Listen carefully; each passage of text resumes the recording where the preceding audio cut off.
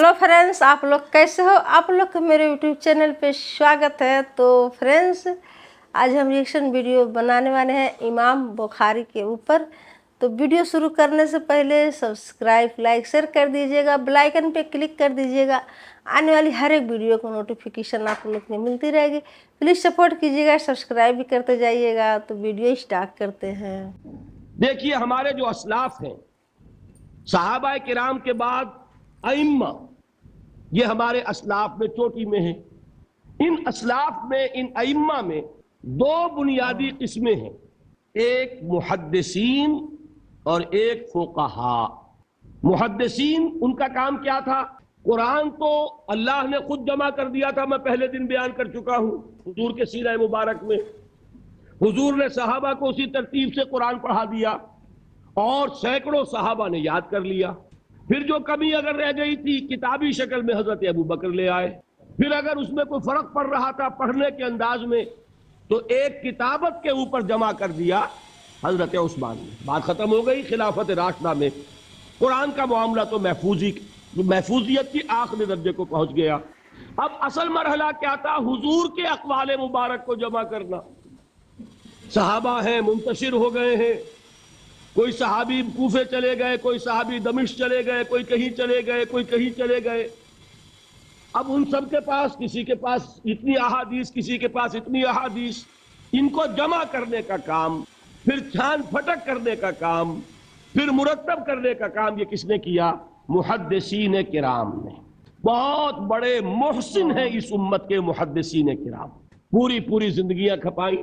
ऐसा भी हुआ है, एक मुहद्दिस मदीने से चलते हैं, उन्हें मालूम होता है कि एक सहाबी दमिश्क में है, एक हदीस वो बयान करते हैं। जरा बारीक बात है, समझ लीजिएगा। इनको वो हदीस मालूम थी, लेकिन वो हदीस 3 रावियों के रास्ते से आ रही थी। उनके पास जो हदीस थी वो 2 रावियों के हवाले से थी।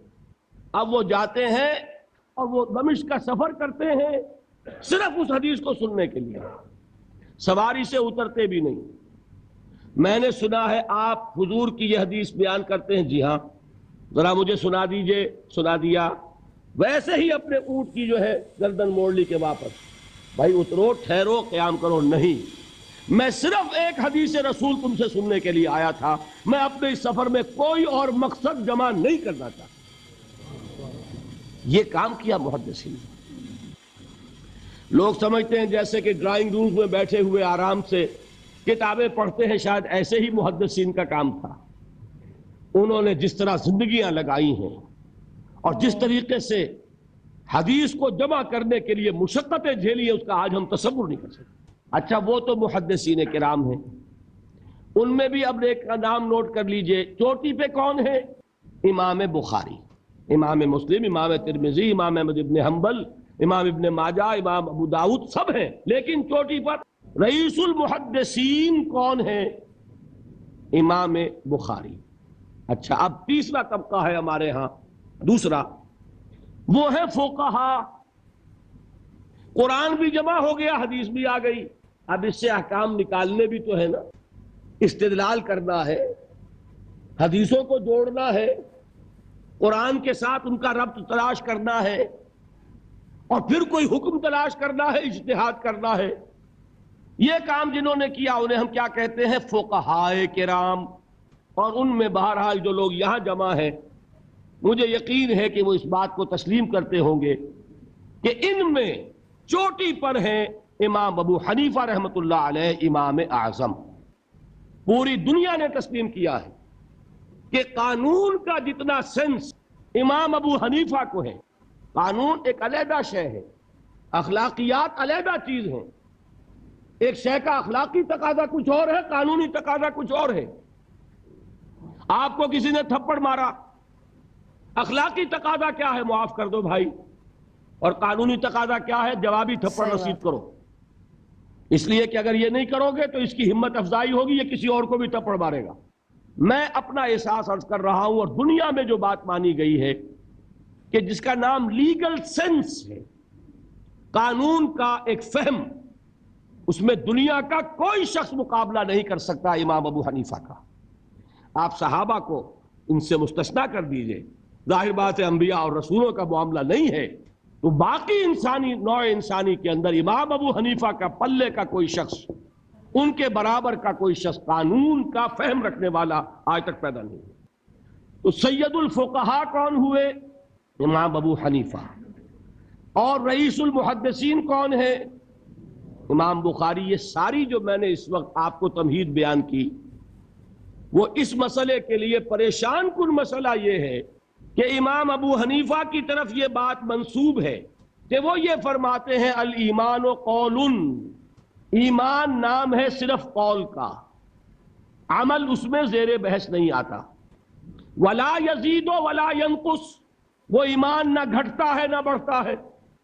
اب دوسرا سٹیٹمنٹ سنیے، وہ ہے امام بخاری کا، رئیس المحدثین کا، الایمان قول وعمل، ایمان نام ہے قول اور عمل کے مجموعے کا، قول اور عمل دونوں چیزیں ایمان میں شامل ہیں۔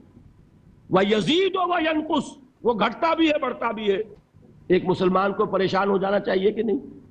ایمان جیسی بنیادی بات، سارا قصر تو یہیں سے تعمیر ہونا ہے، جڑ بنیاد ایمان ہے۔ ایمان کے بارے میں کوئی 14ویں صدی کے 15ویں صدی ہجری کے کوئی علماء ہو، بڑے سے بڑے ہو، ان کا اختلاف ہو جائے تو تشویش نہیں ہوگی۔ یہ کن کے درمیان اختلاف ہو رہا ہے؟ رئیس المحدثین امام بخاری اور سید الفقہاء امام ابو حنیفہ۔ اور کتنا بنیادی اختلاف، بظاہر متضاد باتیں، بظاہر کہہ رہا ہوں میں، تو یہ تو معلوم ہوتا ہے کہ بہت زبردست اختلاف ہے جو حل نہیں ہو سکے گا۔ اللہ تعالیٰ کا شکر ادا کرتا ہوں، اس نے اس کا حل سمجھایا۔ اور کیسا سمجھایا؟ میں پورے انشراح صدر کے ساتھ کہہ رہا ہوں، اس میں کوئی تصنع نہیں، کوئی تکلف نہیں۔ میرے نزدیک دونوں باتیں 100% درست ہیں۔ یہ نہیں کہ 50% یہ درست 50% وہ درست، نہیں، یہ بھی 100% درست، یہ بھی 100% درست۔ فرق کیا ہے؟ محل مختلف ہے۔ امام ابو حنیفہ قانونی ایمان کی بات کر رہے ہیں اور امام بخاری حقیقی ایمان کی بات کر رہے ہیں۔ قانونی ایمان کے اعتبار سے 100% درست ہے یہ بات کہ وہ صرف قول ہے، عمل نہیں، زیر بحث آئے گا۔ ایک شخص نماز نہیں پڑھتا کافر نہیں ہے، نماز کا منکر ہو جائے کافر۔ زکوٰۃ نہیں دیتا فاسق ہے، فاجر ہے، کافر نہیں ہے۔ زکوٰۃ کہہ دے کہ ہے ہی نہیں دین میں، کافر۔ تو معلوم ہوا کہ قانونی ایمان جس پر دار و مدار ہے کفر اور اسلام کا، اس کا کل دار و مدار صرف قول پر ہے، اقرار باللسان پر ہے۔ یہ بات آپ نے سنی ہوگی، امام ابو حنیفہ کا قول ہے 100% درست کہ گناہ کبیرہ سے بھی انسان کافر نہیں ہوتا۔ کبیرہ گناہ ہے، شراب پی ہے، کافر نہیں ہے، حد لگا دو۔ حضرت عمر نے اپنے بیٹے پر حد جاری کی، ایک مرتبہ مصر میں حد جاری ہو چکی تھی، لیکن حضرت عمر کو احساس ہوا کہ وہاں شاید رعایت کی گئی ہوگی خلیفہ کے بیٹے پر حد جاری کرنے میں، لہذا پھر بلایا اپنے پاس اور دوبارہ حد جاری۔ اگر کسی سے زنا ہو گیا ہے، میں آپ کو واقعہ سنا چکا، غامدی خاتون کہ ذرا کسی نے کہہ دیا بے حیا عورت تھی، تو حضور نے کیسی ڈانٹ پلائی ہے، کتنا اس کا رتبہ بیان کیا ہے۔ اس نے تو وہ توبہ کی ہے کہ مگر مدینے کی پوری آبادی پر اس کو تقسیم کر دیا جائے تو سب کی نجات کے لیے کافی ہو جائے۔ البتہ حقیقی ایمان، اب یہاں زمین و آسمان کا فرق آ جائے گا۔ ایمان دل میں اتر جائے تو کون نہیں جانتا کہ دل میں جو بات اتر جائے وہ عمل پر ضرور اثر انداز ہوتی ہے۔ یہ بات سیدھی سی ہے، دل میں یقین ہو، عمل اس کے مطابق ہوگا۔ 2 اور 2 4 کی طرح مثالیں دے دوں آپ کو یقین ہے آگ جلاتی ہے، آپ ہاتھ ڈالتے ہیں اس میں، کیوں؟ یقین ہے کہ جلاتی ہے، لہذا کوئی شخص ہاتھ نہیں ڈالے گا، غلطی سے پڑ جائے تو پڑ جائے، جان بوجھ کے کون ڈالے گا؟ اچھا، میں بلکہ یہاں تک کہا کرتا ہوں کہ یقین تو بڑی دور کی شے ہے، گمان بھی ہو، گمان، اس کا نتیجہ بھی عمل میں نکل آتا ہے۔ کون شخص نہیں جانتا کہ سارے سانپ زہریلے نہیں ہوتے؟ معلوم ہے نا، لیکن جو سانپ ہے پتہ نہیں کم بخت یہ زہریلا ہو، ہے کہ نہیں؟ یقین نہیں ہے کہ یہ زہریلا ہے، ہو سکتا ہے کہ زہریلا ہو، صرف زن ہے نا، آپ قریب پھٹکتے ہیں اس کے۔ معلوم ہوا کہ یقین تو بڑی شے ہے۔ کیا دل میں یہ یقین ہو کہ اللہ ہے اور مجھے دیکھ رہا ہے اور مجھے اس کے حضور میں حاضر ہونا ہے، پھر بھی آپ شراب پی سکیں گے؟ بتائیے۔ اگر چوراہے پر کانسٹیبل کھڑا ہے، آپ نے دیکھ لیا، آتی آپ نے دیکھا ایک کونے میں موٹر سائیکل لے کر تیار سارجنٹ بھی کھڑا ہے، آپ کی گاڑی صحیح جگہ آ کے رک جائے گی نا، 1 انچ آگے نہیں بڑھے گی۔ اور اگر آپ نے دیکھا کہ چوراہا خالی ہے، کوئی دیکھنے والا ہے نہیں، تو اچھے اچھے بھی دائیں بائیں دیکھ کے نکل جاتے ہیں کہ نہیں؟ آدمی اپنے آپ کو دھوکہ دیتا ہے، بھئی یہ سارے ٹریفک رولز بچاؤ کے لیے ہے نا، تو دور دور تک کوئی ٹریفک نہیں ہے، خامخواہ کھڑا رہوں میں یہاں کائے کے لیے؟ لیکن دور دور تک کوئی ٹریفک نہ ہو لیکن سارجنٹ کھڑا ہو، پھر آپ پابندی کریں گے کہ نہیں؟ اگر یہ یقین ہو کہ اللہ ہے اور مجھے دیکھ رہا ہے تو کیا اس کا قانون توڑیں گے آپ؟ یقین والے ایمان کے ساتھ معصیت جمع نہیں ہو سکتی۔ قانونی ایمان کے ساتھ معصیت کے ڈھیر لگ سکتے ہیں، جیسے کہ ہمارے ہاں ہے لما تقولون ما لا تفعلون کبر مقتا عند اللہ ان تقولوا ما لا تفعلون۔ اے ایمان کے دعوے دارو، کیوں کہتے ہو جو کرتے نہیں ہو؟ اللہ کے غضب کو بھڑکانے والی ہے یہ بات کہ تم کہو جو کہ کرتے نہیں ہو۔ ہماری امت کی اکثریت کا حال یہی ہے کہ نہیں؟ یہ کیا بات ہے کہ قانونی ایمان ہے، اس کے ساتھ معصیت کے انبار ہو۔ حقیقی ایمان ہو تو معصیت کا وجود ہو نہیں سکتا۔ اب بتائیے ایمان اور عمل علیحدہ ہو جائیں گے کیا؟ یہ ہے مسئلہ جو امام بخاری کے سر پہ ہے۔ تو فرینڈس ویڈیو ختم، تو کتنا اچھا لگا فرینڈس، کتنا اچھا سمجھا رہے تھے ویڈیو میں کہ مطلب ایمان کے مطلب ایمان مطلب اچھا ہونا چاہیے، ہمیشہ ایمانداری سے رہنا چاہیے، کسی کو ستانا نہیں چاہیے، کسی کے بارے میں مطلب برا نہیں سوچنا چاہیے۔ ایماندار لوگ ہمیشہ اچھے سے رہتے ہیں اس دنیا میں، ہمیشہ ایمانداری سے چلنا چاہیے، ایمانداری سے رہنا چاہیے۔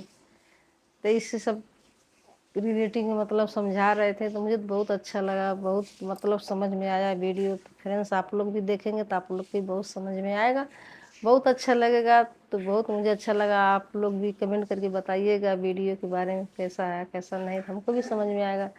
تو فرینڈس سبسکرائب لائک شیئر کر دیجیے گا، بیل آئکن پہ کلک کر دیجیے گا، آنے والی ہر ایک ویڈیو کی نوٹیفیکیشن آپ لوگ کو ملتی رہے گی۔ پلیز سپورٹ کیجیے گا، سبسکرائب بھی کر دیجیے گا، آپ لوگ ویڈیو دیکھ رہے ہیں ضرور سبسکرائب کیجیے گا۔ تو ملتے ہیں نیکسٹ ویڈیو میں، بائے بائے فرینڈس۔